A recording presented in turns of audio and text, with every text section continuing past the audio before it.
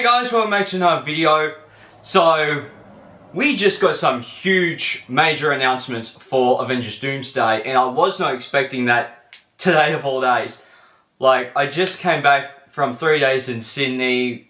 We're taking care of, with helping my mother out with some students, and I was expecting, to record videos today, but record stuff I've already been playing for a while and stuff like that. But no, Marvel had to drop these major casting announcements. I did not react to it because, one, I was still sleeping when they aired it, but also it went for 5 hours long. And once I saw the way that they were doing it, I was like, oh, this is actually pretty cool, but I'm not going to sit down and watch 5 hours. So what I did was that I did the live stream, but I was sliding back and forth to see who I need, and not who I need, but who's been announced and that sort of stuff. But later they did come out with a short version that just went slowly but more quicker through the chairs and then ended with RDJ. So I might, maybe this afternoon, might do a reaction with my dad because he hasn't seen it yet. So I might do that this afternoon with my dad. But yeah, so I'm just going to quickly go through the casting that they announced in the order that they did, and then I am going to give my thoughts, but I'm hoping that this video doesn't go for long in terms of just editing. Now, first up was Chris Hemsworth Thor. Not a surprise to me. It was teased in Love and Thunder that Thor will return, so that's no surprise to me. I am excited to see Thor back. I'm a big fan of Hemsworth's, Chris's Thor, so I'm so excited to see him back as Thor in this movie, and I think that, I'm curious to see, what the storyline with him is, other than him already being an Avenger. And then, of course, we have Vanessa Kirby, Sue Storm. It didn't surprise me that we were going to get the Fantastic Four in this movie, because it's already been announced at Comic-Con that the Fantastic Four were going to be in these two Avengers movies. Because, I will say this, it's not until, the middle, around the end, that it started to get really exciting. All this other stuff is more like what you kind of expected to be in an Avengers movie. Then we have Anthony Mackie back as Captain America. Really exciting. We knew that he was going to be the leader of the Avengers team, and obviously, by the post-credit scene of Captain America Brave New World, obviously he goes to see the leader, and the leader's like, look, something's coming. And obviously, it's Doom, so, but that wasn't a great post-credit scene, but it was, neat to know that they're actually acknowledging that something's coming. And then, after that, we have Bucky Barnes. The problem with these castings, because they're great castings. I mean, not great casting, but it's great who they're announced to be in Doomsday so far, because apparently there's going to be more. But the thing is with Bucky, you've now spoiled your movie, because Thunderbolts is meant to be thrown in a situation where any of them can die, but 90% of the Thunderbolts are in this. Just letting you know. But Bucky Barnes, you need Bucky Barnes in an Avengers movie. After having him in both Infinity War and Endgame, you need him in this, especially with having Anthony Mackie and the rest of the Thunderbolts and stuff in here. Then we have Letitia Wright as Shuri. Really exciting. She's going to be Black Panther again. Awesome. And I think that, obviously we saw that concept art. I will say something about the concept art a little later, but we saw in the concept art that there's going to be a new T'Challa, a recast T'Challa, so that's going to be exciting. But it's good to know that there's actually going to be a bit of a payoff, a bit of a transition between Letitia Wright's Black Panther and the new Black Panther in Secret Wars. Paul Rudd as Ant-Man. Obviously, you need him in Doomsday, obviously. The thing that kind of gets me about that, though, is that Quantumania was about Kang, and Loki Season 2 was about Kang. So how are you going to continue Kang's story? Unless Doom comes in to all the Kanes, like the Council of Kanes, and destroys them all. But I am curious about that. But I'm curious to see Paul Rudd return as Ant-Man again. And then we have White Russell as US Agent. Awesome. They're still keeping him. I mean, it's one of those things where it's like, at first when you see the cutscene, you're like, really? We've waited an hour for White Russell? Like, come on. Like, you're ruining your movie. But I think they actually want to get some of these small ones out of the way first to get to the big ones later. And don't worry, there's some big ones in here. I was surprised. But then we have Evan Moss Backrack as the Thing, obviously. And then we have Simu Liu as Shang-Chi, which obviously very exciting because we haven't seen him since the Shang-Chi movie. And obviously the post-credit scene was meant to set up Kane with the bracelets and stuff, but it's good to see that they're using Shang-Chi in Doomsday. Florence Pugh as Yelena. That's kind of not surprising. But yeah, and then and this is where it kind of shocks me a little bit. Oh wait, hold on. Namor was also meant to be in it. That's the one that I skipped on accident. But yeah, Namor. But then Kelsey Grammer as Beast. We haven't seen that since the end of the Marvels. And we haven't seen a full movie with him since X3. So, that is kind of one of those things where it's like, I'm excited to see him back. I think a lot of these later ones I'm really excited to see because, like, the first few I was like, oh yeah, sure, okay, yeah, it makes sense why you have Thor, why you would have Cap, why you would have Yelena, why you would have the Fantastic Four and stuff. But it's actually good to know that they are throwing Beast in here. And then obviously we have Lewis Pullman as Bob, which is oh my god, not Centurion.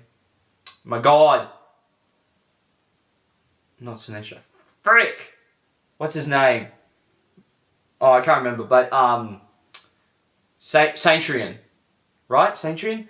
But yeah, no. So he's gonna be in it. Then we have Danny Ramirez as Falcon. I actually really liked him in Brave New World, so I'm excited to see him back in this. Joseph Quinn as the Human Torch, which I'm still not sold on these Fantastic Four castings because we've only saw a teaser trailer and haven't had a trailer since then, and we haven't seen the movie yet. So I'm not sold on the castings, but it's like it makes sense why you would have the Fantastic Four because you've already announced that they were going to be in the next two Avengers movies.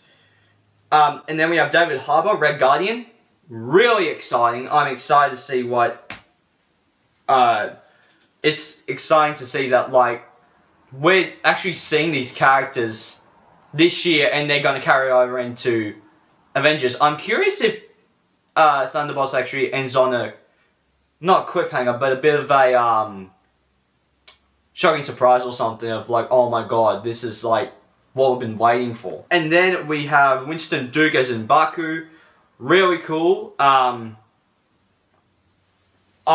like M'Baku, but I haven't seen Wakanda Forever yet. But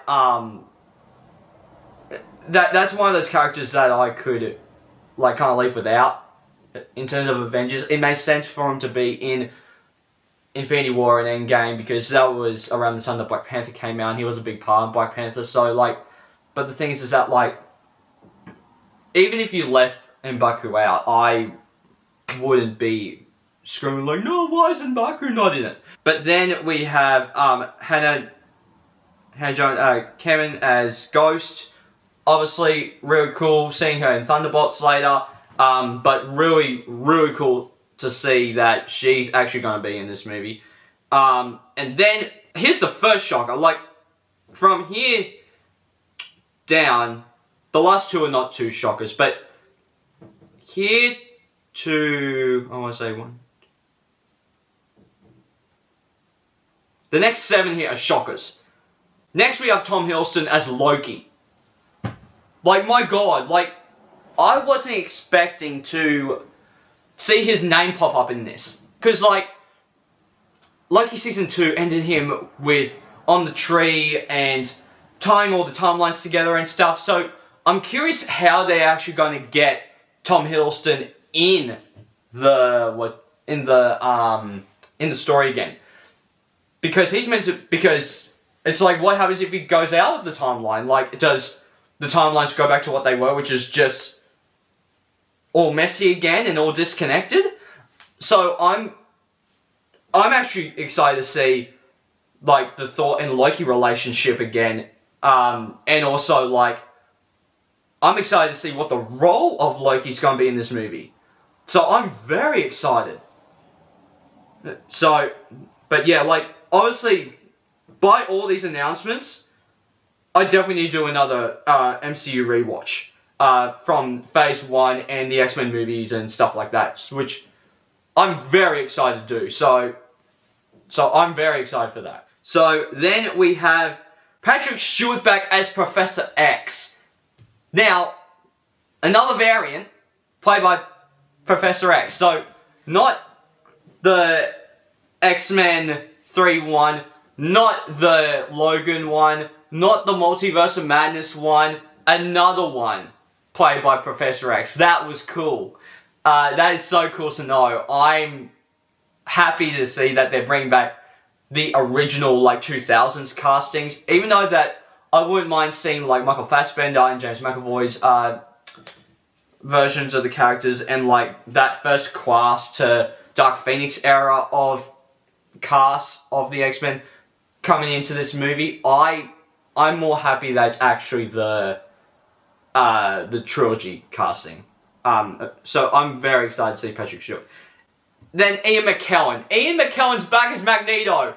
Hallelujah! The reports were right. We got reports of around the time that Multiverse of Madness came out.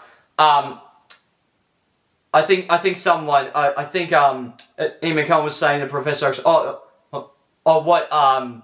the portrayal was good, but I think you could have done more with it. And then Patrick Stewart was like, there's always another opportunity. And this is the opportunity.